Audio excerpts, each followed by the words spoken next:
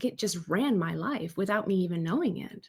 I was in pain for a number of different reasons, but I didn't recognize that. I didn't recognize that pain lived so deep within me.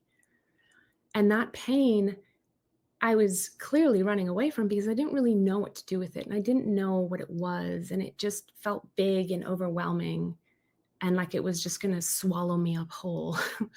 And what do Right. we do, right? What do we do when when we don't know what to do with something, or we don't have a relationship with something, we don't trust something? We turn the other way and we walk away. We don't go into that, we walk away from it.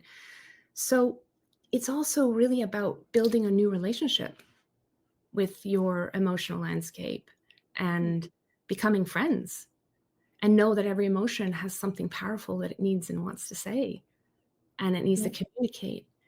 And so we have this sort of way of categorizing good emotions and bad emotions. And I want more of this. We chase pleasantness, right? We chase things that are pleasant and we run away from things that are unpleasant. And a big part of my work with my clients is to become friends with unpleasantness. It's just it's Mm. just energy moving. It's energy that gets to also move in the same way that pleasant emotions move, right? So Yeah.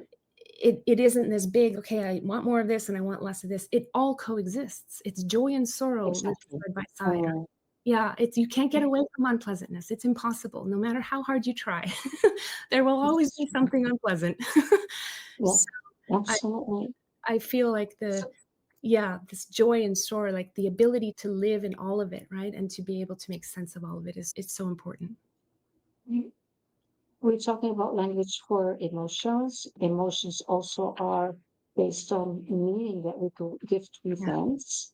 yeah, What about understanding why that emotion comes up? Why it is irritation with you now instead of just acceptance? Why it is anger or fear we feel instead of being thrilled or to do something? So it is also about giving meaning. Does that play a role in in the process that you are describing or that you're working with? Like yeah. giving meaning and understanding where these emotions come from? For sure. I think that's really important. Absolutely. I think it's a very vital part of the work and understanding. And more importantly, where it comes from, to be honest with you, it's why is it there? What is it serving? I think that's the more Mhm. important question. I think in order to understand that the emotion has a positive intention, it serves everything is an act of love or a cry for love. So Yeah. there's always a reason for why we feel something, and it's usually an act of love or a cry for love. So there's something important that's really vital to Mhm. not overlook and pay attention to. That's a knock on the Yeah. door that says, "Hey," and usually when people end up in my life, it's because the knock on the door is so loud. Those emotions have come screaming through, and it's just they're too loud and they can't be ignored anymore. Because usually we ignore them. Mhm. The ones we don't like, we ignore.